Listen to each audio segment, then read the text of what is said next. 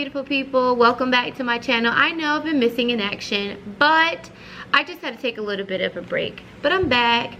I'm probably a little rusty, so I need to knock some of the dust off and talk to you guys about my latest project. So we finished up about a week ago with Crack the Case, solving or researching history's toughest mysteries.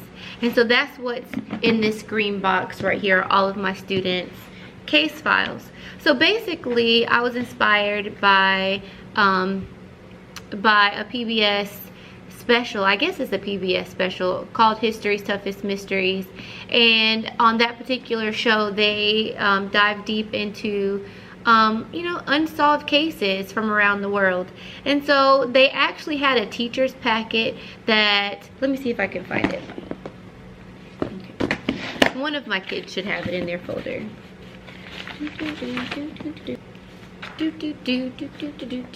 Okay, so Cracking History's Cold Cases, a research project, and I'm just going to read it to you because I want to make sure that I'm clear in my explanation. So it says that the task is to create a case file. History is filled with unsolved mysteries. Your task in this research project is to choose one of those mysteries and present a plausible theory to explain it. You will research a variety of primary and secondary sources to uncover possible theories and clues that support them. After you conclude your research, you will create a case file that includes background on the mystery, the most plausible theory, and a collection of annotated evidence that backs up that theory.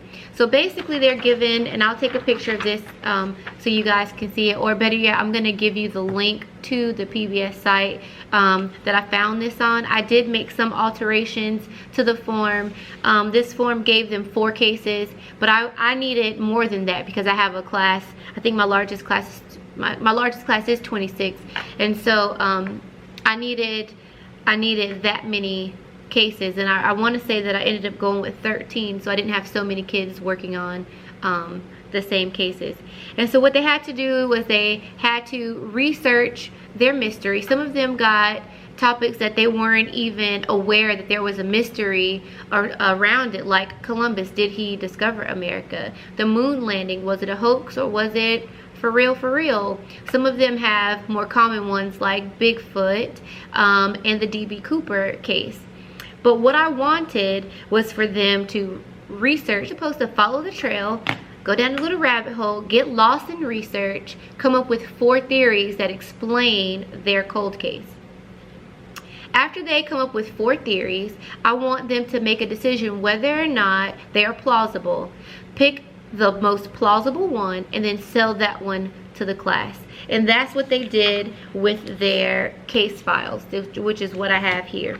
So inside their case file, they have the paper that I just read to you, which pretty much outlines their project, and it's also their brainstorming sheet. There is a section here for them to write down their 4 theories, and then there's a portion on the back that leads them through their research. Also included in their case file, and this is something else that's provided by the PBS website. It is called Your Investigation One Clue at a Time, and this form just helps them to document all the sources that they are using so they don't get mixed up and they can remember or recall where they found particular information. Another thing I'm going to show you is their Cold Case History's Toughest Mysteries PowerPoint. We actually use Google Slide presentation outline. Now, I will be upfront and say that I did find a similar outline online, so I will put the link of that in the description box, but I didn't use it just as it is on that website. I did reformat it. So this is what mine looks like. It's 2 columns, and then the one that I will link, I think it's all up and down, and then the requirements that that particular person asked for are different. So of course, as teachers, we're the best borrowers, and I needed to tweak a few things to make sure that I was getting exactly what I was looking for. Also, what's really good is the link that I'm going to give you for the PowerPoint outline. She also has a rubric, and so I do use her rubric. Okay. So basically, this outline is telling them what goes on each slide. It starts out with the layout of the slide, what they are to include, and then it also reminds them to make sure that they're using graphics that support the information that is on the page. I'm trying to make sure that I'm not forgetting anything. Okay, so they choose their mystery out of a hat. I have these little slips of paper with their mystery on it. They choose their topic. That is their assigned topic. They only have one opportunity to trade in and change. And basically what I mean by that is, let's say they get a topic. Let's say they get Bigfoot and they're not that excited about researching Bigfoot. They can trade in, but not with someone in the room. They can put back into the hat and then draw out again. If they draw out the same topic, that topic is meant for them. You cannot change it after that. If they get something else, then that's the one that they have to pursue. They had two opportunities. The first one, that they want to trade in, and then they have the second one, and then that's it. They cannot change with anybody in the room. And so that's very interesting too, because sometimes they get something that they're really excited about and then there aren't any issues. And then they'll put in and they want to trade, they'll drop it back in and pull out the same exact one. And I feel like that is destiny talking to you, honey. So you can't do anything about that. And then they may pull out a second choice that's more suitable. So anyways, I know it just adds a little bit of excitement and suspense into the beginning of our lesson. The kids' projects turned out really well. They all had to do a presentation. They had their outline, so using the rubric to grade them was easy peasy. I was able to assign grades on the spot because I knew the order in which the slide should have come, and I knew what was supposed to be on each slide.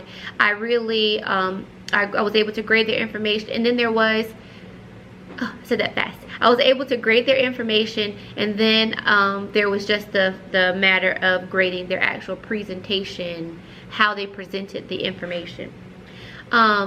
Overall, it was fantastic. It took about 3 days to get through all of the presentations. I was very impressed with the amount of confidence that the kids got up with, because some of them, of course, are going to be a little shy and a little timid in front of a group, but we've been together all year. And for my 7th graders, we've been together 2 years. Some of them really took in this project and was able to present without looking at their slide, without having any cards in front of them, and they just had the information, like they just had it in their brains and it just poured from them, and it was a beautiful thing to witness. And if you've ever witnessed your students really taking ownership of a thing in your class, you guys know how wonderful that is to see. So that is their case file. All of the annotated artifacts and things like that were mentioned in the beginning, the introduction of the project, those are the things that I'm looking for them to include in their slide. So when they are turning in assignments, after their presentation, they're only turning in this folder, and they should have shared their presentation with me in Google Classroom, because that is where it was presented. And I just have this one box that has all of my projects, and I'm just grading for completion in their case file. Their actual research grade and presentation grade come from whatever it was they presented to the class. So today is Monday. I'm back in the game. I'm back on my grind, guys, and I have missed you dearly. I really missed you, but there were just a few things I had to take care of. Thank you to all of those who were concerned and sent me messages. I am okay. I love you guys, and if everything goes well, I'll see you again tomorrow. Bye. Oh, make sure that you like and subscribe, and please comment below. This may not be a project that you're ready to take on right now because it's so close to end of grade testing. I'm not sure what you call it where you are, but just keep this project in mind for next year, because it's awesome. I wouldn't recommend this being a first 9 weeks project, because kids do need to warm up to the classroom climate and the students that are in there with them, and the students who are in their classes with them. But I would really strongly suggest this being a third 9 weeks project. That's when I did it, and by this time we had gone over majority of our standards. The kids were comfortable in front of each other, and they were comfortable with how the classroom time is set up, and they were able to work alone with just a little bit of monitoring and facilitation from me. So I wouldn't suggest this first or second weeks. Third 9 weeks is a better time. Fourth 9 weeks, I know, is test mode, and that's where we are right now. So I understand if this is not the project for you right now, but below, comment, let me know what you think about this project. Go check out those links. If you have any questions about how I organized it and got the kids working, ask me, I'll answer you. All right guys, love you, bye.